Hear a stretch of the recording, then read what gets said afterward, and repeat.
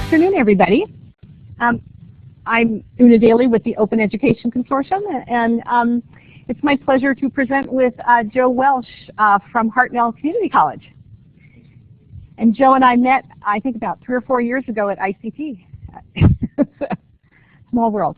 And I have a list here if you're interested in hearing more about this afterwards.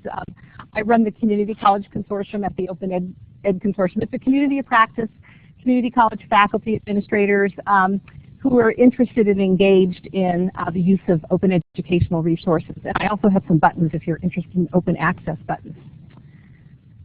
All right. No problem. So today I'm going to give you an overview of the California Open Textbook Initiative. And then Joe is going to tell you about how he uses open educational resources in the classroom in his computer science courses. So that's kind of our format today. Any questions before I get started? All right. Well, let me just tell you a little bit about me. So I spent 20 years in high tech being a software engineer and manager. And then I decided to do a career shift and went back and got my master's in educational technology. And I went to work at Foothill College. And I was part-time faculty there, and I did a little teaching of computer science, but I ended up running grant programs that were technology-enabled grant programs. And that's kind of where I'm at now, except for my grants moved out of Foothill College and went to the Open Education Consortium. The Open Education Consortium used to be called the Open Courseware Consortium. Any of you heard of that? Okay. Well, it was founded about 12 years ago at MIT, and it was all about sharing knowledge worldwide. And of course, it started with MIT, but became a large movement worldwide, and our consortium alone is 300 institutions in 49 countries.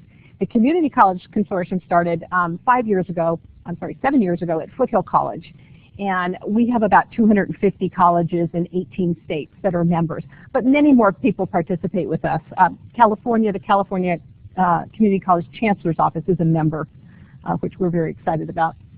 Would you like to introduce yourself? Sure. So I'm a computer science. I'm going to step closer to you because I have the mic.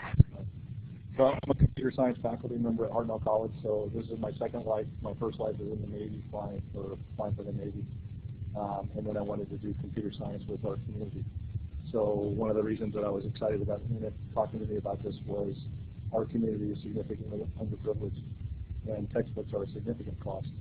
And so this provides an avenue for us to provide pretty significant resources to the students at little or no cost, as well as we're going to talk for a second about, I think there's other resources in addition to simply textbooks. Great. Thanks, Joe. But that's not used in this world. All right. So I'm going to give you a little quiz. Open educational resources, those of us who've been working in them for a number of years now, we tend to think that everyone knows what they are. But recent surveys have indicated that 2/3 of faculty either have never heard of one, or they've heard of open educational resources or open textbooks, but they've never actually seen one. And they're digital resources. But so I'll go ahead and do these questions and see if you are representative of sort of the faculty population at large. So textbook prices, are they increasing at approximately the consumer price index? No. Okay. Up or higher? Very good. All right. What about ebooks? Do you use ebooks in the classroom with your students? Do you find those? And as an option. Okay. Yes. Now, are ebooks the same as open textbooks? Oh gosh.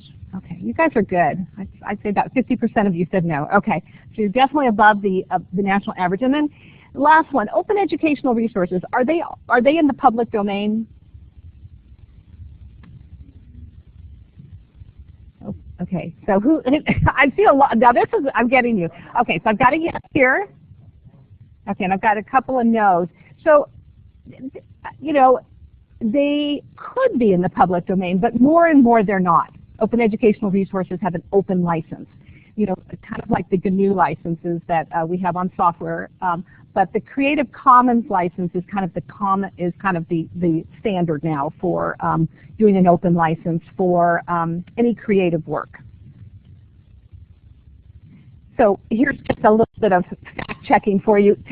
Textbook costs have been rising 6% annually. This is a picture from 1978 showing you the Consumer Price Index, and it's showing you new home prices is the gold one, medical services is that red one, and finally educational books, college textbooks is the blue line at the top.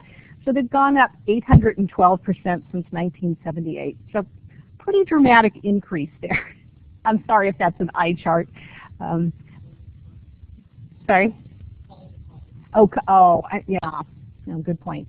So it's gone up about 3 times the Consumer Price Index in the same time period. I was in college in 1978, so yeah, quite a difference these days. And so, so what's the impact on our students of these?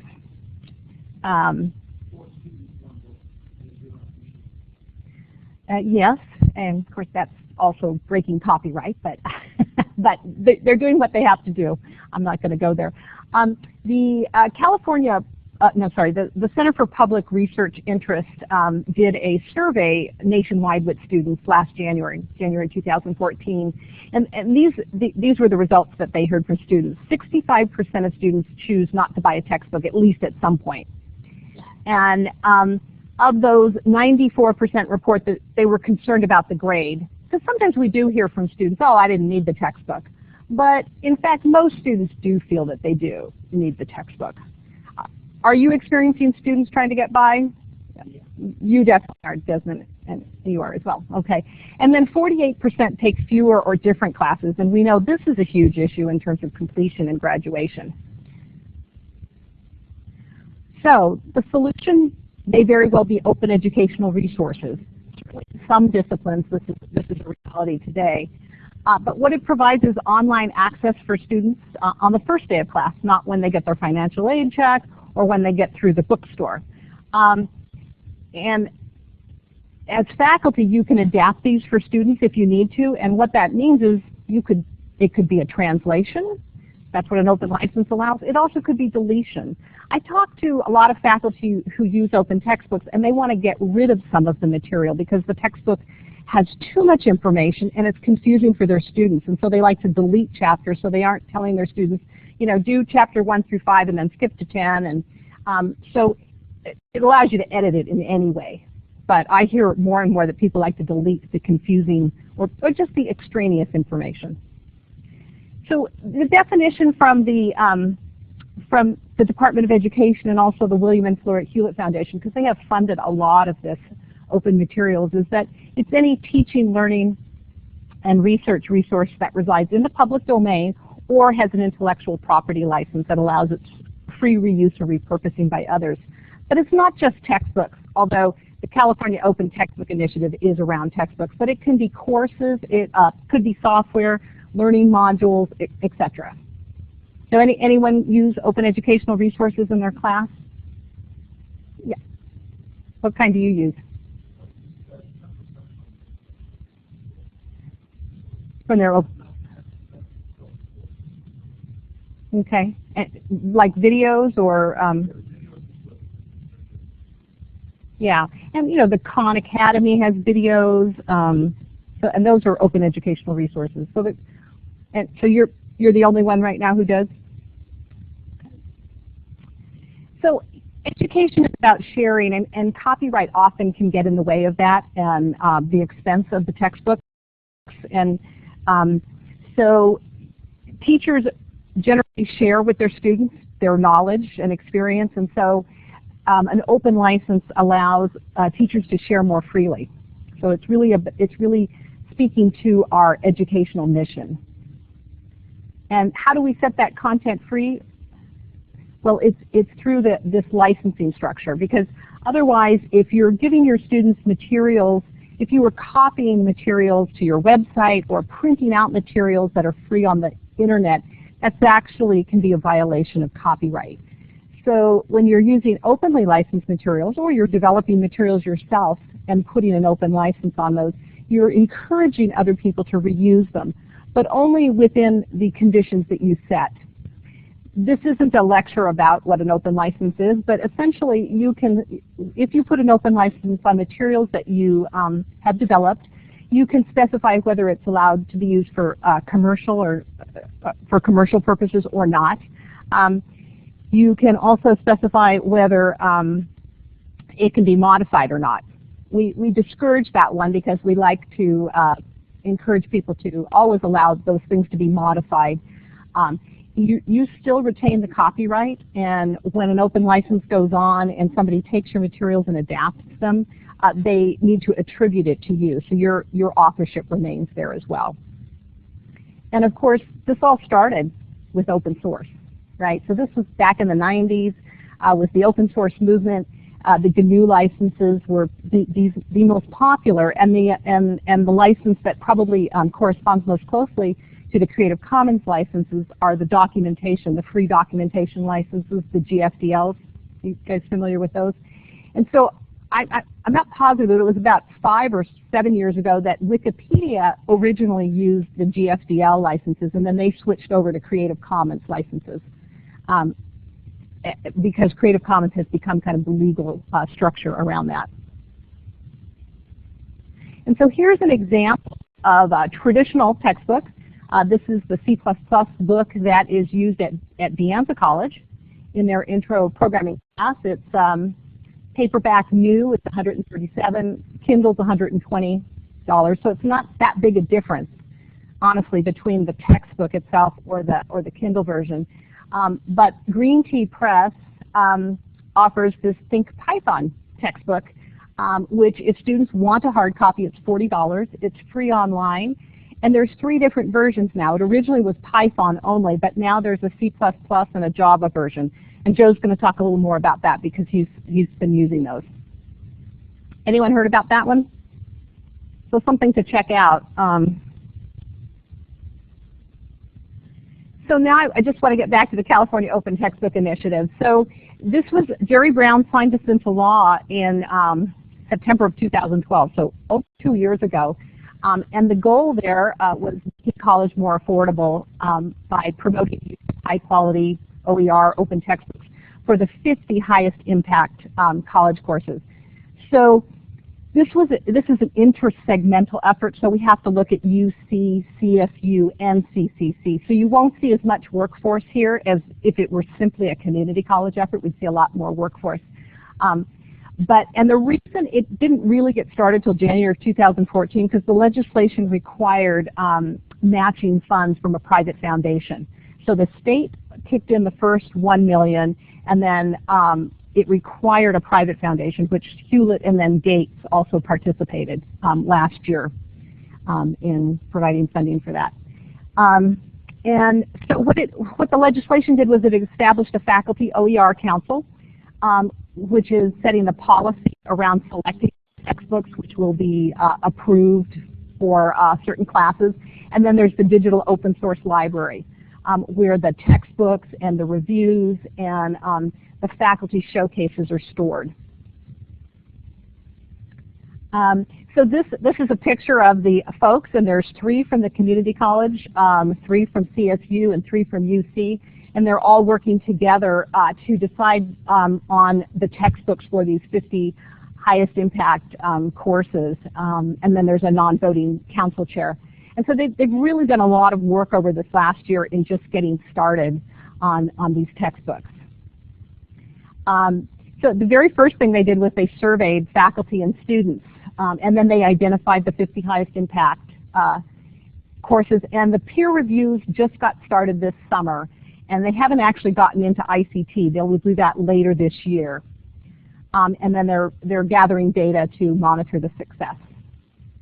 So this was the response rate. It was kind of low, actually. So we had, of the responses, we had over 1,000 responses last spring, 33% from the UCs, 10% from CSU, and 57% from the community colleges.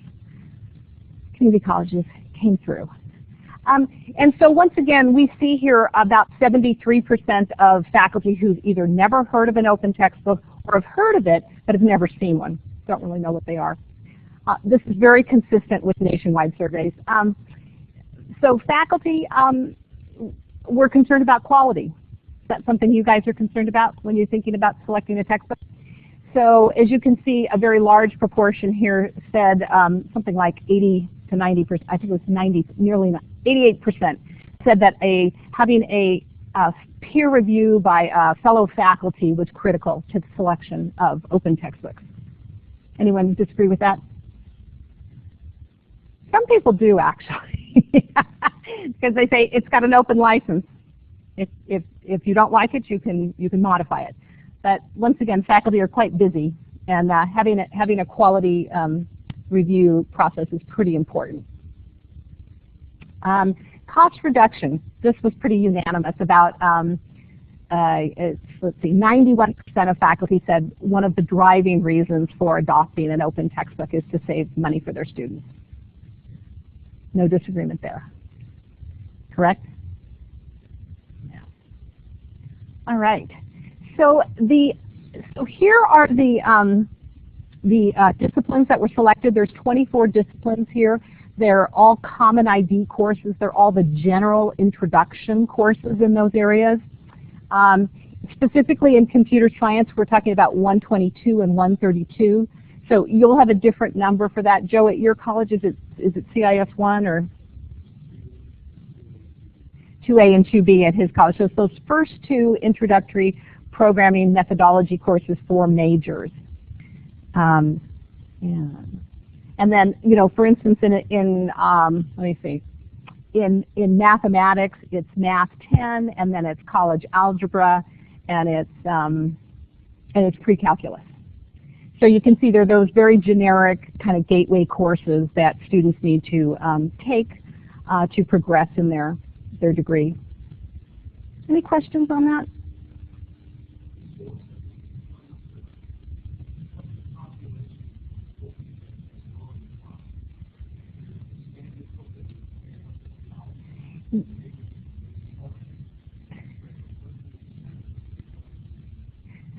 Okay. Yes, thank you for that. I can tell I've been pretty much clear as mud there. Now, these are all openly licensed textbooks. So what our faculty council has been doing, first of all, they identified these courses, which were the 50 highest impact, mostly by enrollment, but there was a few other considerations that they looked at as well.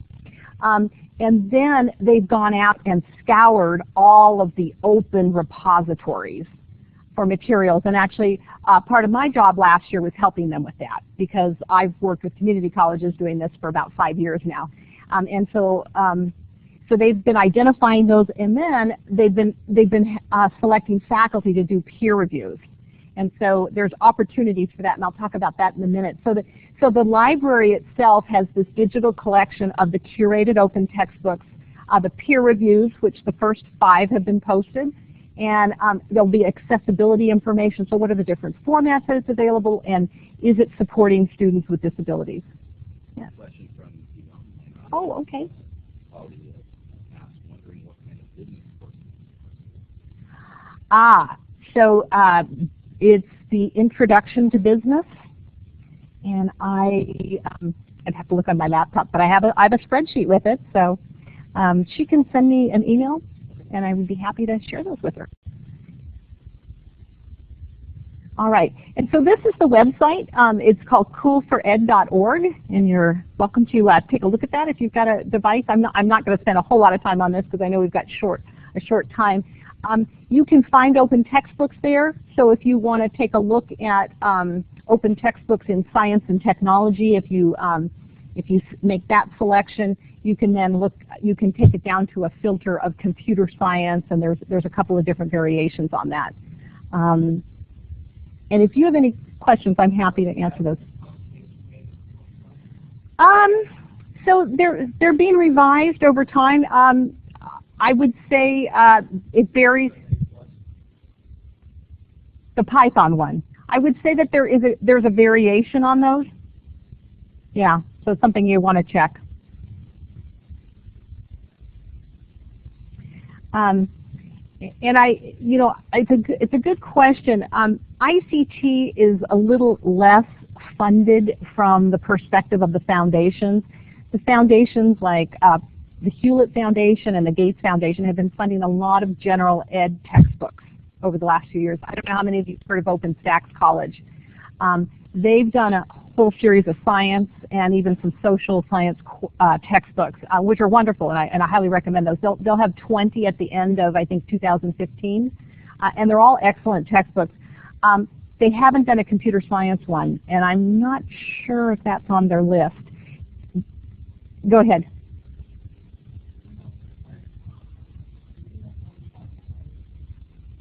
Originally, yeah.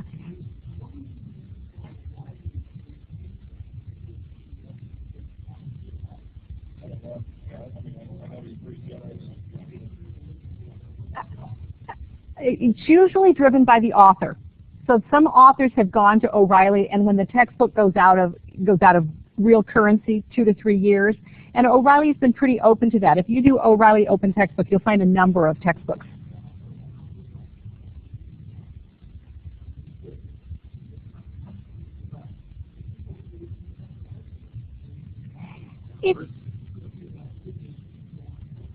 Yes. Well, and I can't speak exclusively to people who just write textbooks for a living. What I've found with faculty is that sharing their materials helps them build their reputation, and they often become consultants.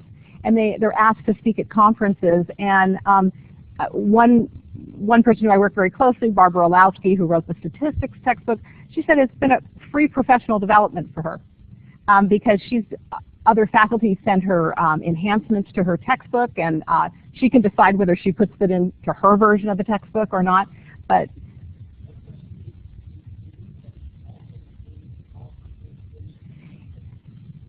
that's a great question. That's absolutely a great question. OpenStax has been doing a really good job with that. So for their textbooks, they are, and they're doing test banks and PowerPoint, and they do some freebies also for students around study aids.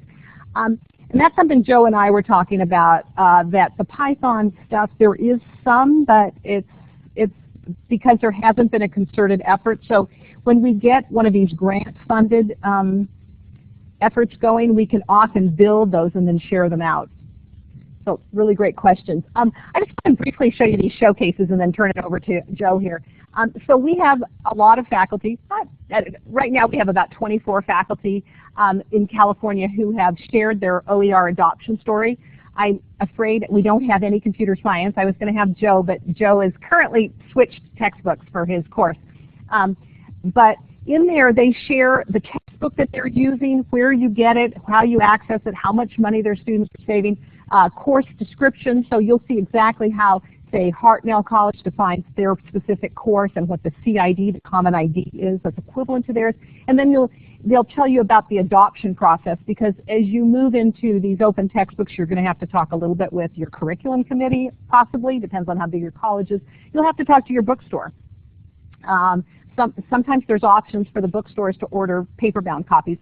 Sometimes instructors don't do that. They let students do it. So there's a lot of different ways. And here's our first 20 folks who, and this is from the community colleges, CSU and UC, who've adopted open textbooks. So they're real fun stories, so I highly recommend those if you've got the time. And the peer review protocol, because we were talking about quality and currency, the council defined a peer review rubric, which is defined on their website, and so you can see what it is. And these are faculty like yourself that are teaching in the classroom, and they don't hold back. If they don't like the textbook, they're really honest. So, and we certainly got it in the nose on a couple of them. So, and they choose a faculty member from each system. So you have a community college faculty, you have a CSU and a UC, so you can kind of get a balanced view of things.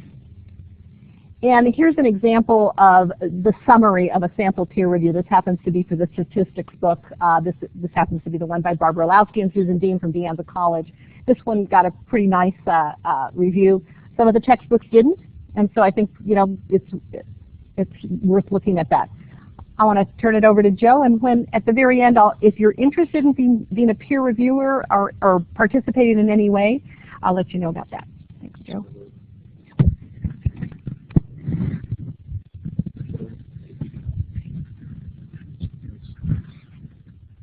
So what I wanted to do is speak a little bit towards not just a specific book, but about sort of philosophy of using open source textbooks for computer science and introduction to computer science.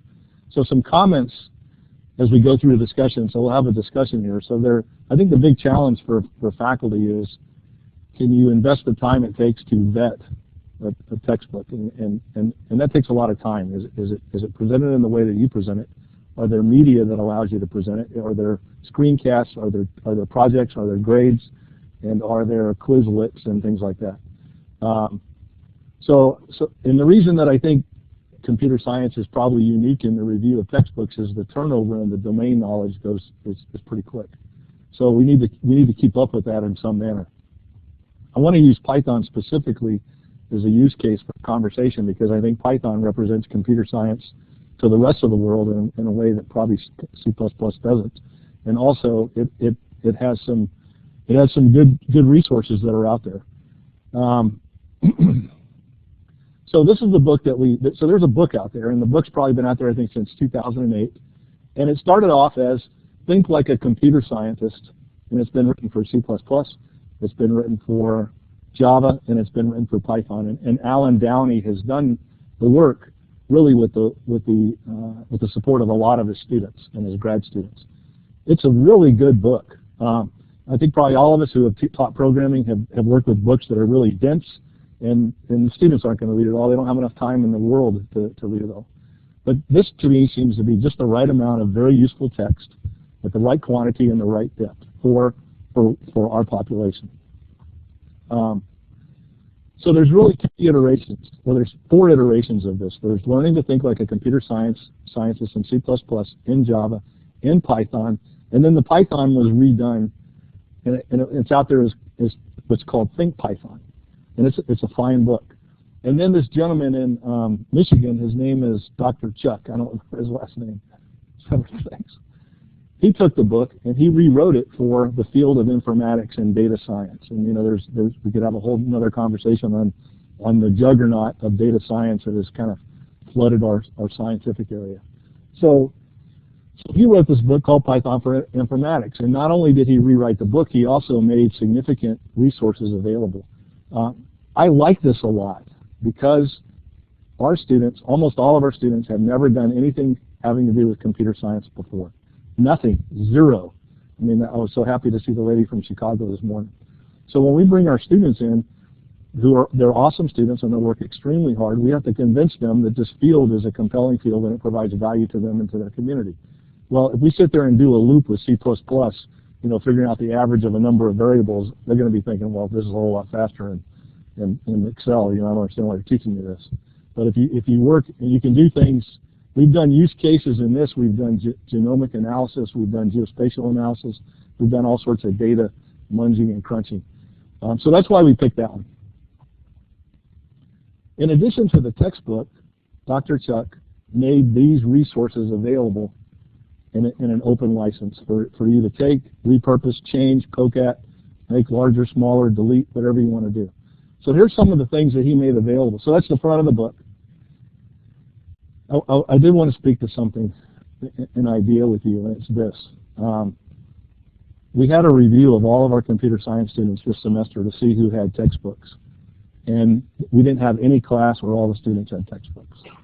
We also had one of our cohort classes where most of the students had textbooks, but not all of them. And I kind of went through the roof because I thought, wait a minute, we do so much for our students.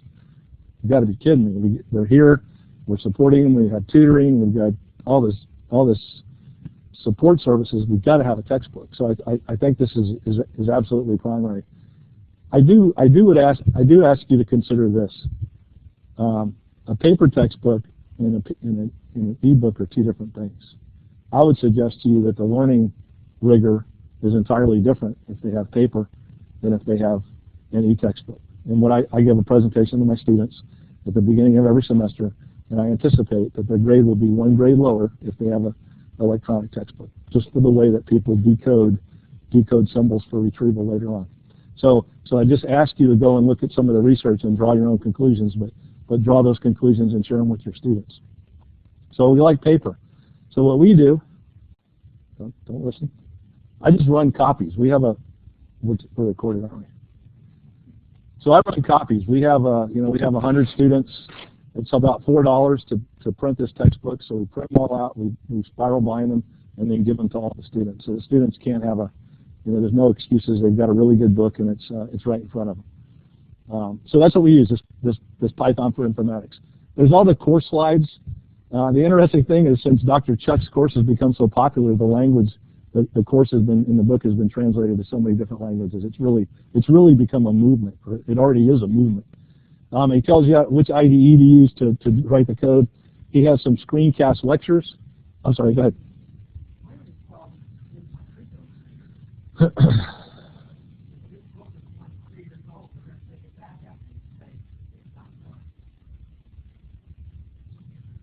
Yeah, I don't know what to say. I would disagree with their conclusions about what constitutes relevance and rigor.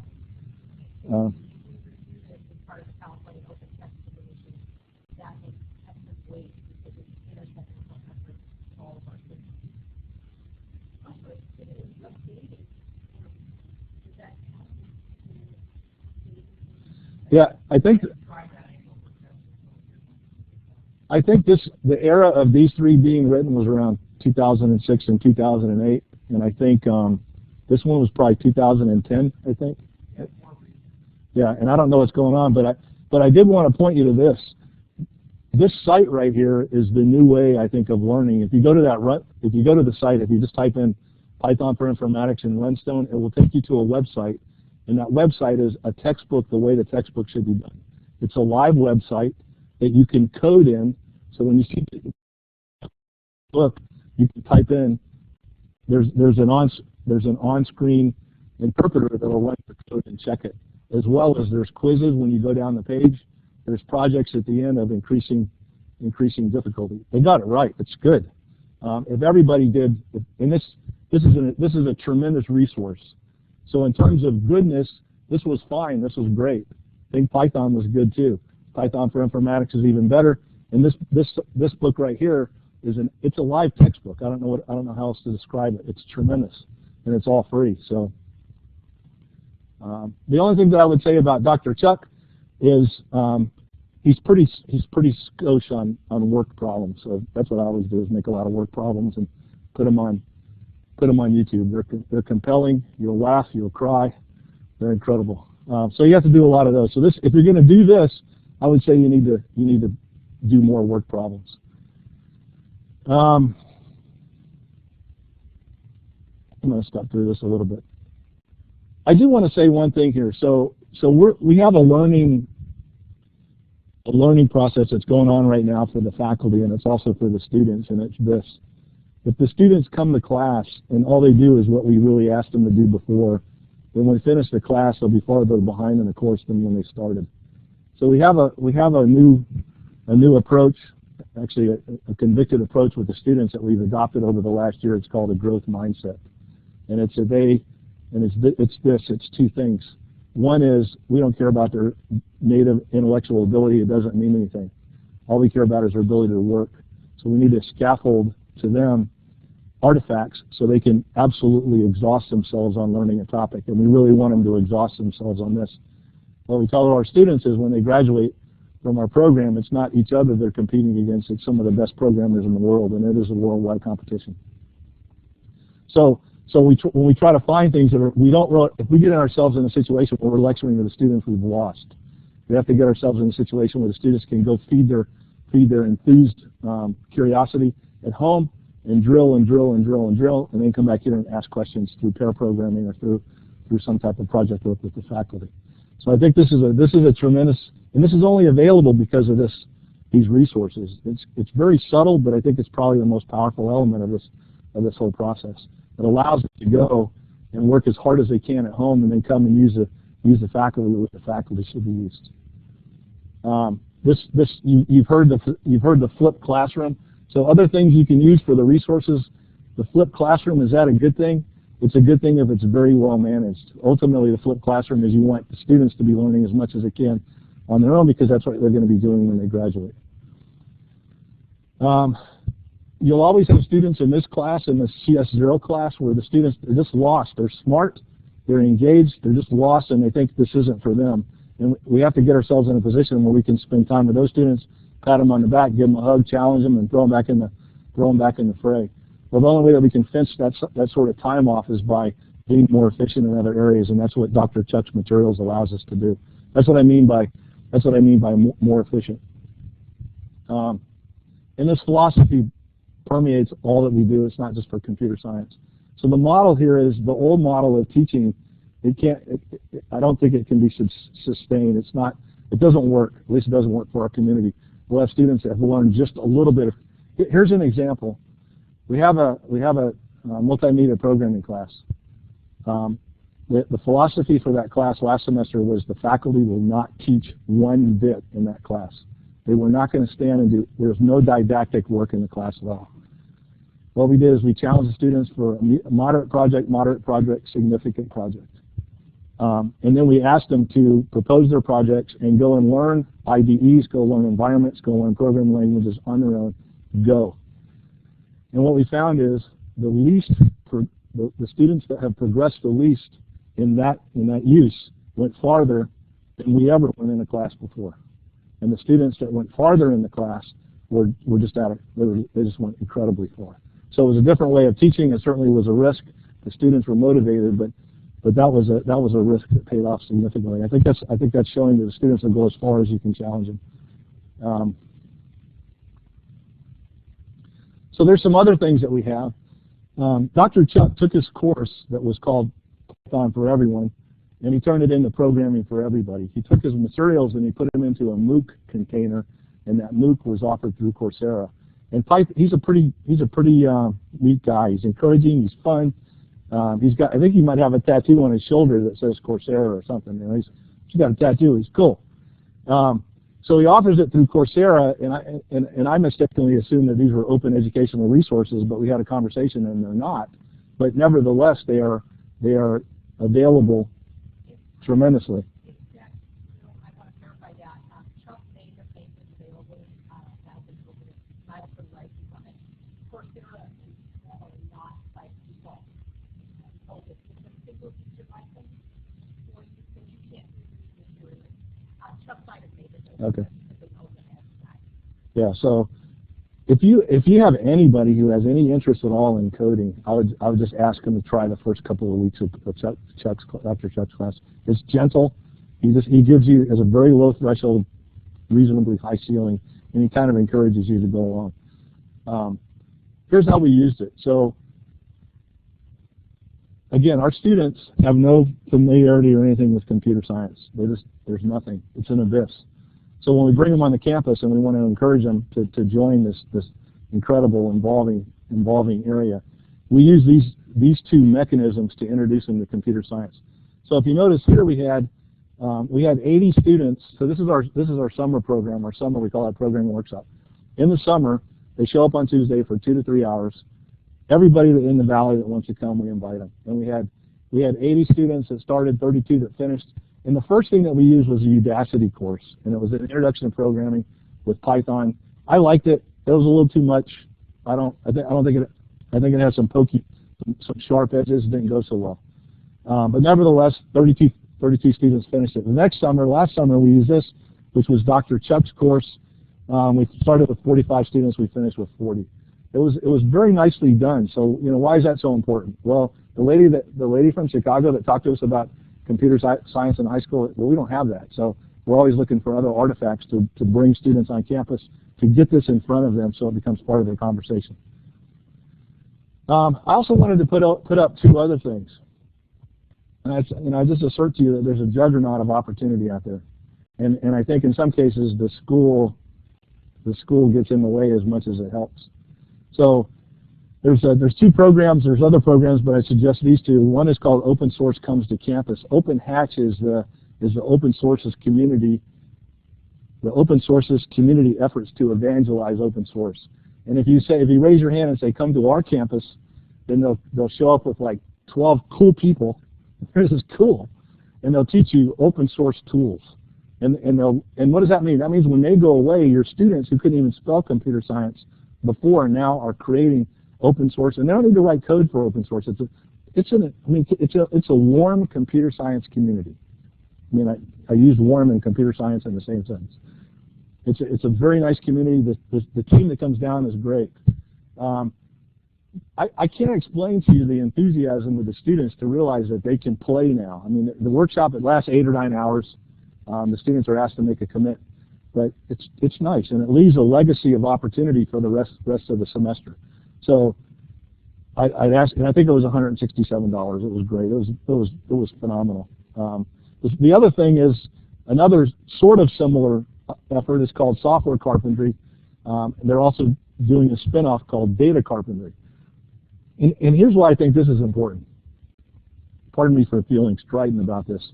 I think most people in the world haven't realized the power of computer science and jobs and opportunities, including a lot of our brethren. So what these guys will do is they will bring a group of generally graduate researchers, faculty to your campus, and they will teach a 2 or 3 day workshop on how you use computer science for science, how you use computer science for law, how you use computer science for engineering, and they'll teach you. It's meant to be an opportunity to see how you use computer science, not just study computer science. If you have any STEM going on your campus, I'd ask you to bring these people in, and they will send your students through the roof. They really give them some tools, and this is what I mean by there's a juggernaut going on outside the campus, and we need to keep bringing them to hold us accountable as much as anything. And then data carpentry. There's not enough words to describe this movement of data science and data mining. I just can't. I've never seen anything like this before.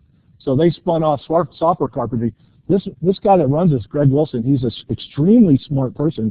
He's very deliberate about the science of learning. I mean, I've taken a lot of what he does with his workshop and put it in my classroom because it's so good. So I'd ask you to consider those. There we go. Is there any time for questions? So any questions?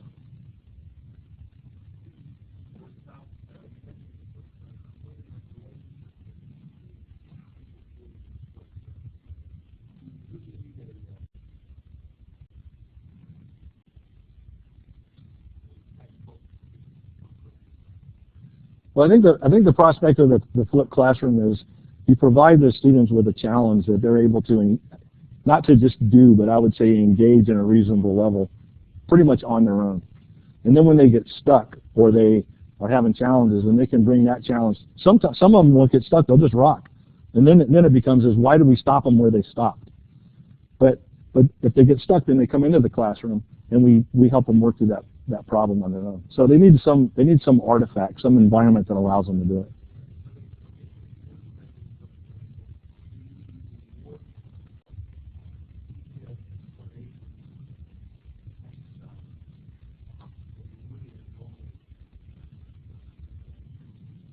I think you need clear explanations and clear exercises. I think there's a philosophy of the student that if there's something they're not getting, then their first reaction is the first thing that we want to do is instill in them is go figure it out. Don't come and ask me as your first reaction. As a matter of fact, you should come gasping in the door to ask me. I want to know that you exhausted all your resources. But there needs to be very clear description about what you want them to do otherwise.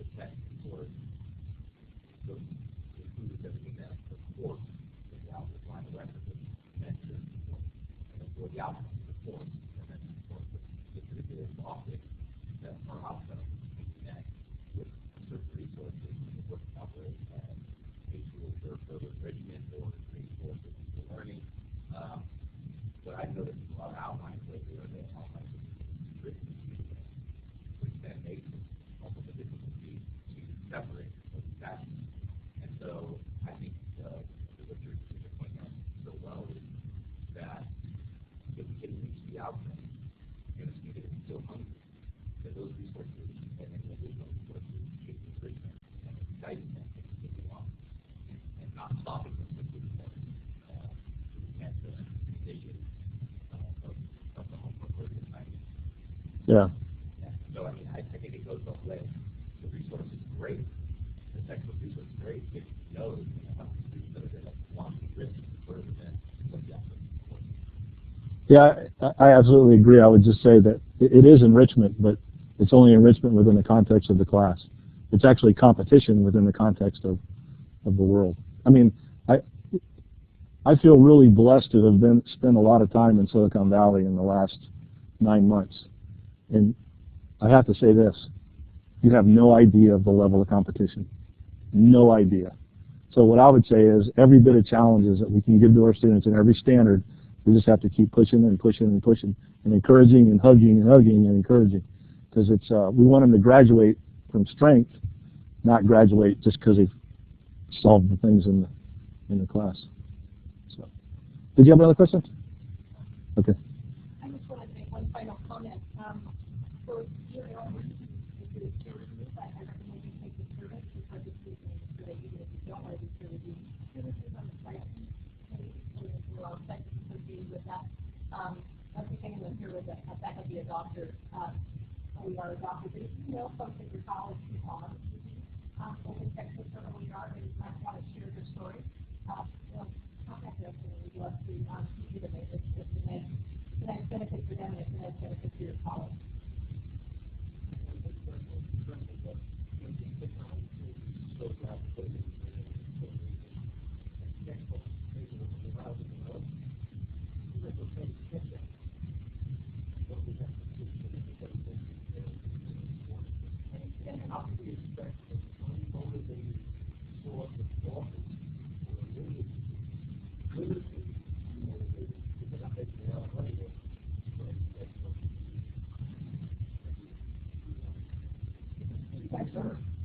Most of these textbooks are funded through opportunities. The states are doing additional funding. And just as publishers have to update them, on a cycle, you absolutely have to do that as they are. It really depends on if we want to make a commitment at the government level. And the federal government has been making some commitments there, with the tax grants that they're in the states. So those will all require teacher and scholars to be open to license. There's some other efforts that of course California has put the money on as well. So if we feel it's worth it to make college more affordable for our students, if we in our legislature, then we need to put in money to sustain, to develop the law today and then 5 years and then that so that's a great point. That has to be part of that process. And it's part of saving money for students to make college, college more accessible, but it actually takes a commitment to that often.